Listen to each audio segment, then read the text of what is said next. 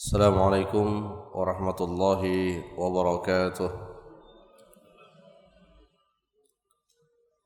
Alhamdulillahi rabbil alamin, wassalatu wassalamu ala asyrafil anbiya'i wal mursalin wa ala alihi wa ashabihi ajma'in.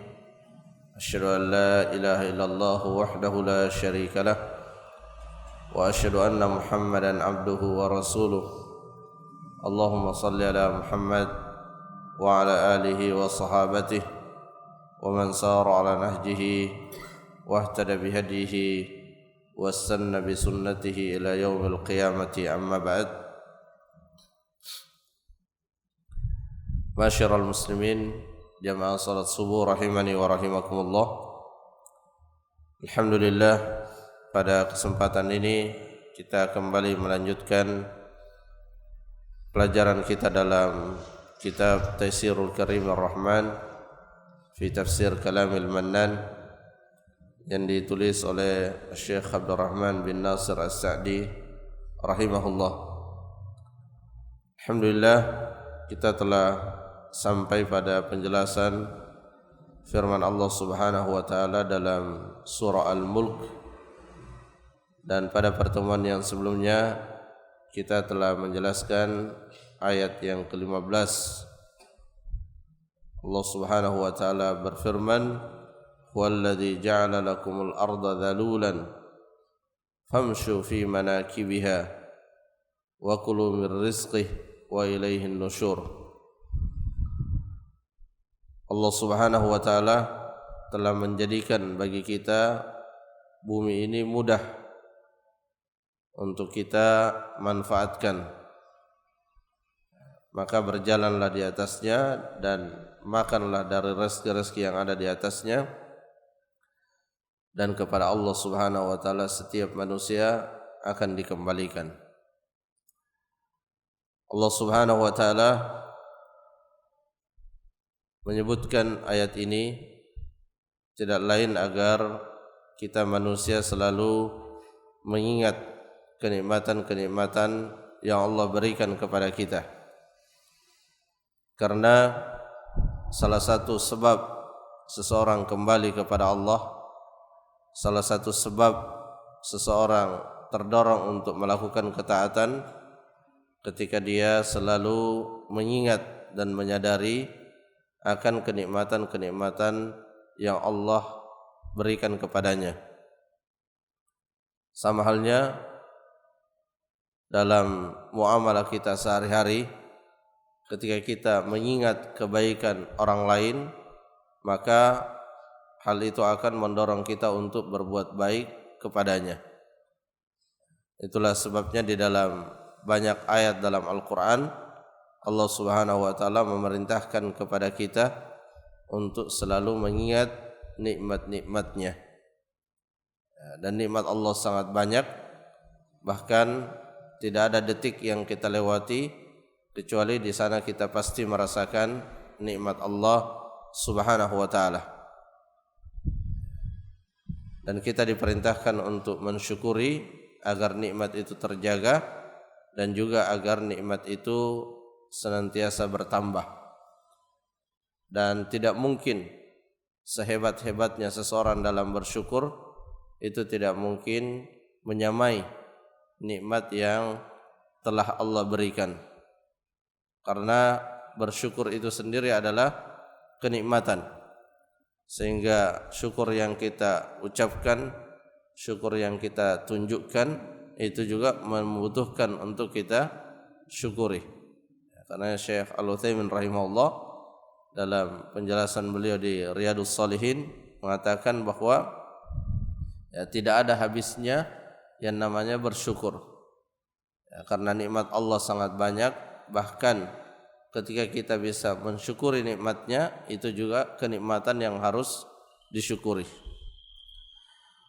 Jamaah rahimakumullah, kemudian kita lanjutkan pada ayat yang berikutnya, yaitu ayat yang ke-16. Aamintum man fis samai ay yakhsifa bikumul arda fa idza hiya tamur am amintum man fis samai ay yursila alaikum hasiba fasata'lamuna kaifa nadhir wa laqad kadzdzaba alladziina min qablihim fakaifa kana nakir.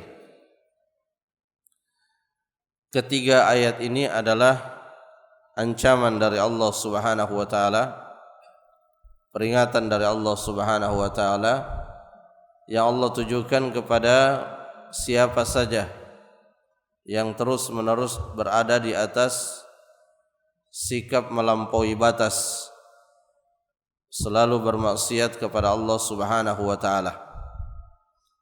Karena setiap kemaksiatan itu akan mengakibatkan adanya hukuman. Ali bin Abi Thalib radhiyallahu an dalam salah satu wasiatnya beliau mengingatkan, la yakhafanna ahadukum illa dzambah.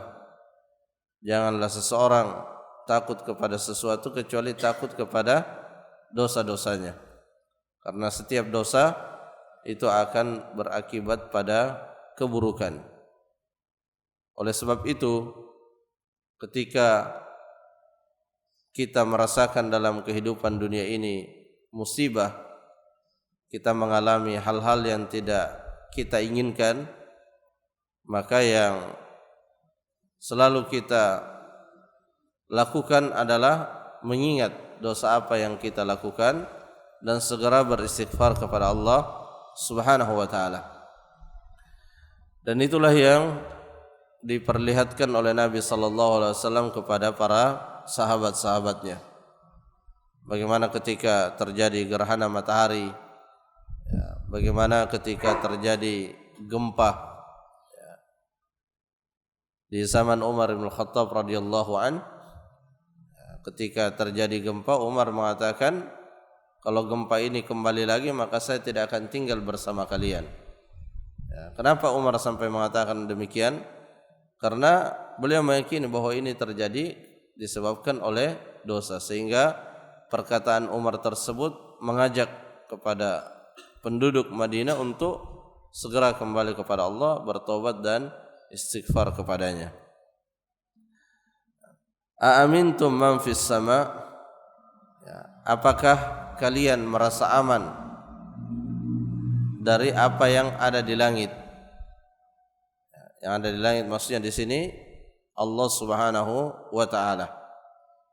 Dan ini salah satu dalil dari sekian banyak dalil yang menunjukkan bahwa Allah Subhanahu wa taala secara zatnya di atas langit sesuai dengan keagungannya, tanpa kita dibolehkan untuk mempertanyakan bagaimana kaifiat dan hakikatnya Allah Subhanahu wa taala berada di atas langit. Dan inilah kaidah yang sangat penting di dalam kita memahami setiap sifat-sifat Allah Subhanahu wa taala, di mana kita mengimani sesuai dengan lafaz-lafaz ayatnya, kita mengimani sesuai dengan lafaz-lafaz hadisnya, tanpa kita mempertanyakan bagaimana kaifiat dan hakikatnya. Kenapa? Karena itu adalah perkara yang gaib. Sama halnya ketika Nabi sallallahu alaihi wasallam menyebutkan bahwa Allah Subhanahu wa taala setiap sepertiga malam turun ke langit dunia, maka yang dituntut dari kita adalah mengimani makna daripada hadis itu, mengimani dan meyakini bahwa Allah turun ke langit dunia pada sepertiga malam. Dan kita dilarang keras untuk mempertanyakan bagaimana turunnya. Kenapa? Karena segala sesuatu yang berkaitan dengan Allah itu adalah perkara yang gaib. Dan kalau Allah tidak menceritakannya, Allah tidak memberitahukannya, maka tidak mungkin kita bisa mengetahuinya. Justru pertanyaan-pertanyaan seperti itu membawa dampak yang buruk di dalam kita beragama, di mana akibat pertanyaan seperti itu seseorang akhirnya mengingkari ayat-ayat Allah Subhanahu wa taala, mengingkari hadis-hadis Nabi sallallahu alaihi wasallam, baik itu dengan pengingkaran menafikan bahwa Allah Subhanahu wa taala tidak turun, Allah tidak memiliki sifat, atau pengingkaran dalam arti menafsirkan dan mentakwilkan sifat-sifat tersebut dengan takwilan-takwilan yang menyelisihi makna dari lafaz yang terdapat di dalam ayat dan hadis. Ya, karenanya kalau kita melihat dan mencermati para sahabat Nabi sallallahu alaihi wasallam, ya, kita tidak mendapatkan mereka mempertanyakan hal-hal yang seperti itu karena mereka sudah tahu bahwa dalam nama dan sifat-sifat Allah yang dituntut dari kita adalah mengimaninya. Amintum man fis sama, apakah kalian merasa aman dari yang ada di langit? Maksudnya dari siksaan yang ada di langit, dari siksaan Allah Subhanahu wa taala. Bagi orang beriman, dia tidak pernah merasa aman dari siksaan tersebut. Sedangkan bagi orang kafir, atau di antara ciri orang-orang kafir itu adalah merasa aman dari siksaan Allah Subhanahu wa taala. Dalam ayat yang lain Allah berfirman, "Afa aminu makrallah fala ya'manu makrallahi illa al-qaumul kafirun." Tidaklah merasa aman dari makar Allah kecuali orang-orang kafir. Orang-orang beriman selalu memiliki rasa khawatir, namun di saat yang sama juga selalu memiliki rasa berharap akan ampunan Allah Subhanahu wa taala. Amintum man fis samai ay yakhsifa bikumul arda fa idza hiya tamur. Azab Allah yang disebutkan di sini adalah an yakhsifa bikumul ard. Allah menggoncangkan kepada kalian bumi ini. Dan azab Allah Subhanahu wa taala di antara ciri khasnya itu datang secara tiba-tiba. Manusia tidak menyadarinya dan manusia tidak sempat bersiap-siap untuk menghadapinya. Sehingga ketika siksaan itu datang, maka memang akan membinasakan, akan sangat merepotkan manusia. Sehingga sangat tidak pantas kalau kemudian seseorang itu merasa aman dari siksa Allah Subhanahu wa taala, dari musibah yang Allah timpakan kepada manusia di permukaan bumi ini.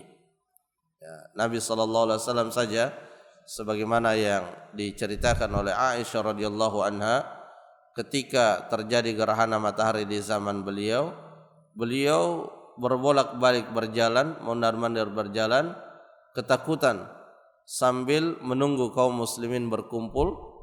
Dan ketika berkumpul, beliau sallallahu alaihi wasallam dan para sahabat memohon ampun kepada Allah Subhanahu wa taala dengan penuh kesungguhan. Dan ada rasa khawatir jika saja Allah Subhanahu wa taala tidak mengembalikan cahaya matahari tersebut. Setiap kali ada musibah, baik yang sifatnya menimpa orang per orang atau menimpa umat secara keseluruhan, kita diajarkan untuk selalu kembali kepada Allah Subhanahu wa taala, untuk selalu bertaubat dan beristighfar. Karena dalam agama kita diajarkan bahwa ada keterkaitan yang sangat erat antara musibah dengan perbuatan yang dilakukan oleh manusia.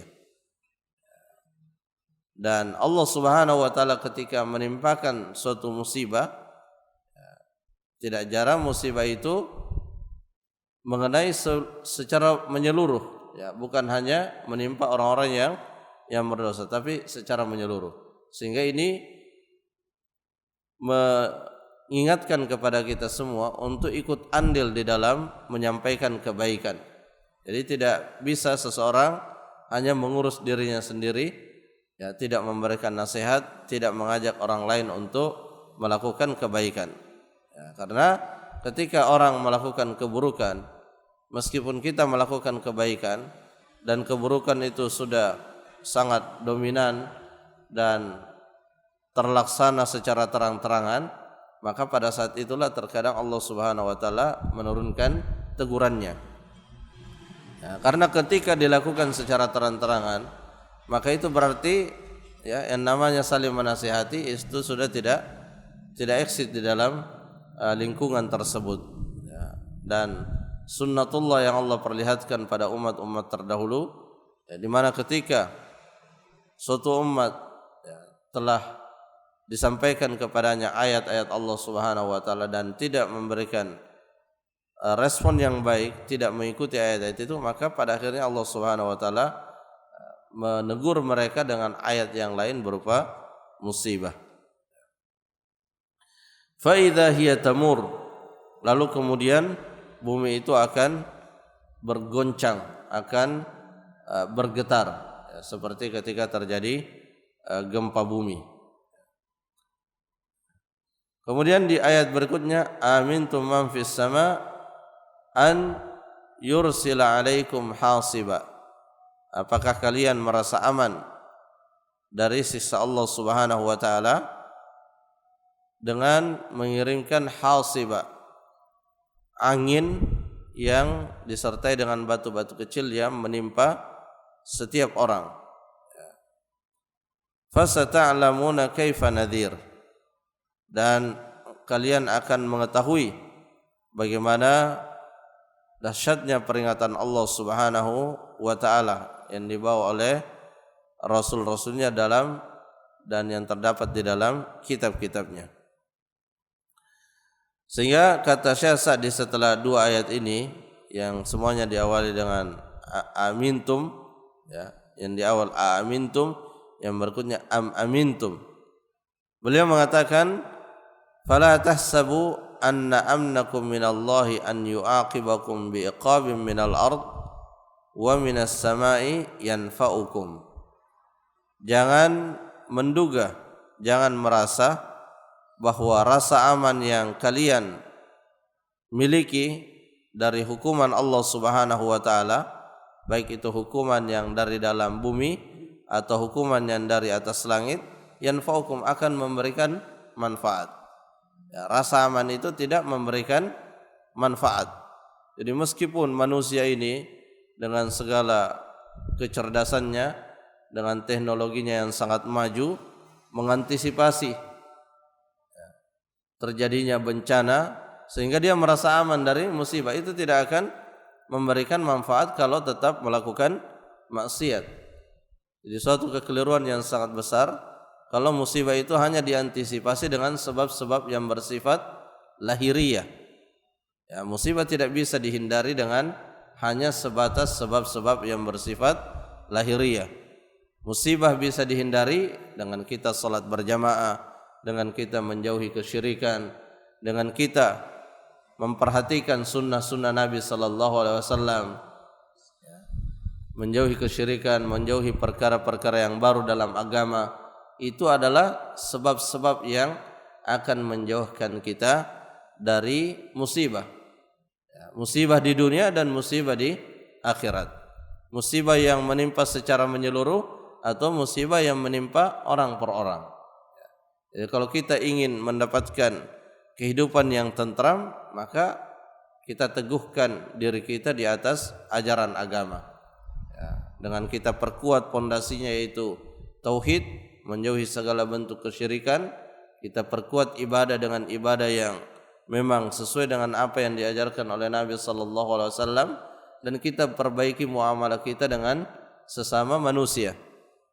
Maka insyaallah kita akan merasakan kehidupan yang tentram di dunia ini dan di akhirat. Ya, karena ketentraman itu adalah pemberian dari Allah. Ya, ketentraman itu sesuatu yang tempatnya ada di dalam hati, dan yang menguasai hati manusia itu adalah Allah Subhanahu wa taala. Dan yang masukkan ketenangan dalam hati manusia itu bukan uang kita yang banyak, tapi yang memasukkan ketenangan itu adalah Allah Subhanahu wa taala. Dan agama telah menjelaskan secara rinci siapa yang akan diberikan kenikmatan oleh Allah Subhanahu wa taala, itu berupa ketenangan. Allah berfirman dalam Al-Qur'an, ala bidzikrillahi tatmainnul qulub. Ketahuilah dengan mengingat Allah hati menjadi tenang.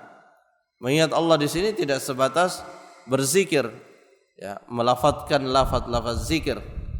Tapi mengingat Allah dalam arti yang sesungguhnya itu adalah selalu mengingat perintahnya dan mengingat larangannya. Kalau mau melakukan sesuatu, dia bertanya dulu, ini diperintahkan atau dilarang. Selalu itu yang dia pertanyakan, sehingga langkahnya itu selalu berpedoman pada aturan-aturan Allah Subhanahu wa taala. Kalau dalam perkara muamalah, ketika dia ingin melangkah melakukan muamalah tertentu, ya dia cari apakah ada yang melarangnya atau tidak. Karena hukum asal dalam muamalah itu memang dibolehkan, sehingga dia cari apakah ada yang melarangnya atau tidak. Ternyata tidak ada yang melarang, baru dia melakukan. Dalam perkara ibadah, dalam perkara amalan yang tujuan dia melakukannya untuk cari pahala, tujuan dia melakukan untuk mendekatkan diri kepada Allah, atau dia melakukannya menganggap itu adalah kebaikan, maka yang dia cari apakah ada perintahnya. Karena dalam perkara ibadah itu hukum asalnya adalah dilarang sampai ada ayat atau hadis yang memerintahkannya. Setelah dicari ternyata tidak ada perintahnya, maka dia tidak berani untuk melakukannya. Meskipun kebanyakan orang di tempatnya melakukannya, tapi karena dia tidak tahu ada ayatnya atau ada hadisnya, dia bertanya ke sana kemari, tidak dia dapatkan ada perintahnya, maka dia tidak akan berani melakukannya. Kalau dia ingin merasakan ketenangan di dunia dan di akhirat kelak nanti.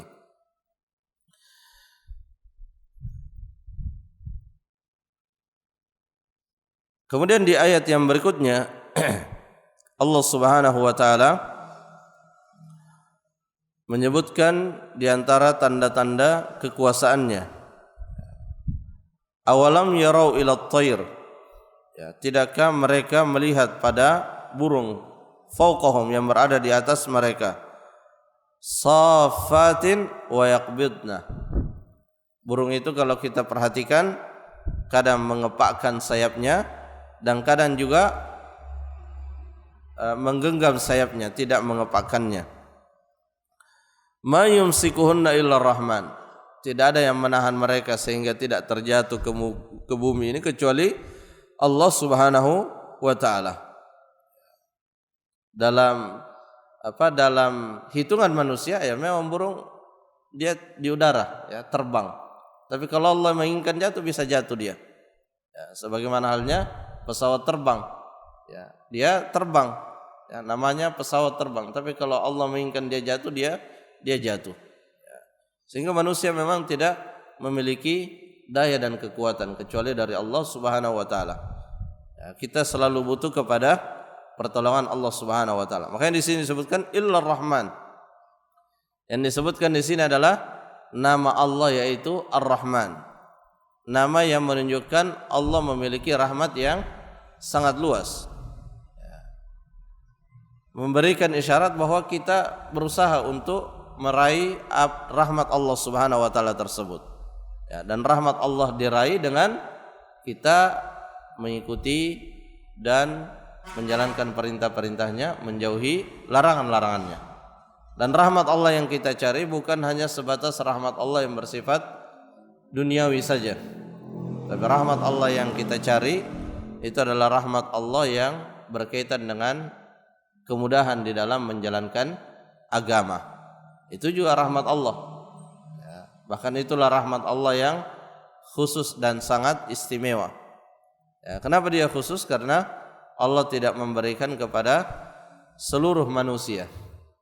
Allah hanya memberikan kepada sebagian manusia. Ya, kita bisa salat. Ya, tadi salat subuh banyak. Ya. Tapi yang tidak hadir ke masjid juga banyak. Ya, itu adalah rahmat Allah untuk orang-orang yang hadir. Kemudian setelah salat ada majelis ilmu. Semakin berkurang. Jadi kebaikan itu menyeleksi. Ya, orang-orang yang terbaik itu terseleksi oleh perintah-perintah dan larangan Allah Subhanahu wa taala.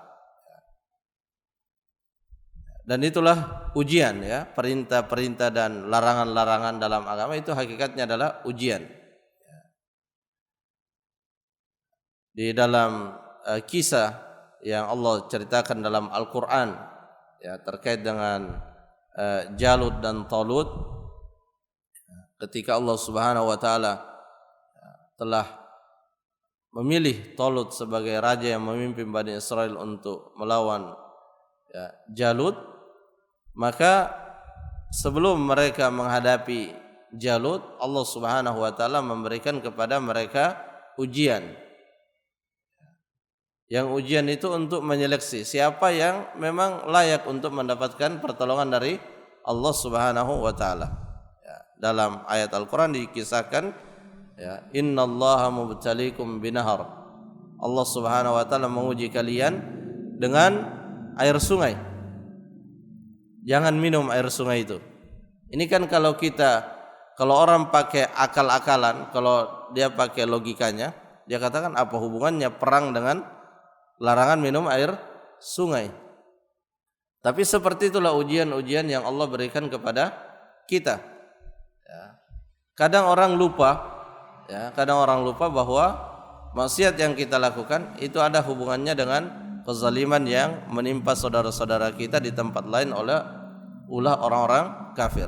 Sekilas tidak ada hubungannya, tapi pasti ada hubungannya. Sebagaimana halnya ada hubungan orang yang minum air sungai di zaman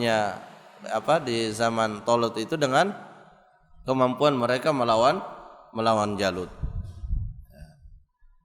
Ketika menyeberangi sungai tersebut, padahal yang ikut bersama Talut itu adalah orang-orang yang meminta kepada Allah, ya Allah, utuslah kepada kami seorang raja yang memimpin kami untuk melawan melawan tentaranya Jalut. Kemudian dipilihlah Talut. Jadi mereka orang-orang yang punya semangat, ada semangat untuk melawan kezaliman pada waktu itu. Tapi pada saat mereka diperhadapkan dengan ujian, ternyata lebih banyak yang minum daripada yang tidak minum. Sehingga ketika menyeberangi sungai, banyak yang tersisih dan tinggal sedikit. Sampai-sampai yang tinggal sedikit ini mengatakan, la taqatan al-yawma bi Jaluta wa junudi. Kita sudah tidak punya kekuatan untuk melawan Jalut dan tentaranya karena secara jumlah sudah sangat sedikit. Tapi kalau sedikit dia taat kepada Allah, Allah katakan kepada mereka, kam min fi'atin qalilatin ghalabat fi'atan katsiratan. Betapa banyak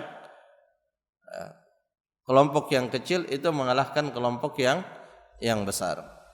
Artinya bahwa ketika kita ingin mendapatkan kemuliaan, baik kemuliaan secara pribadi dan secara keumatan, kuncinya adalah selalu taat kepada Allah Subhanahu wa taala. Dan itulah yang selalu dipesankan oleh Rasulullah, dipesankan oleh Abu Bakar, oleh para khalifah, bahkan oleh khalifah-khalifah setelah Khulafaur Rasyidun.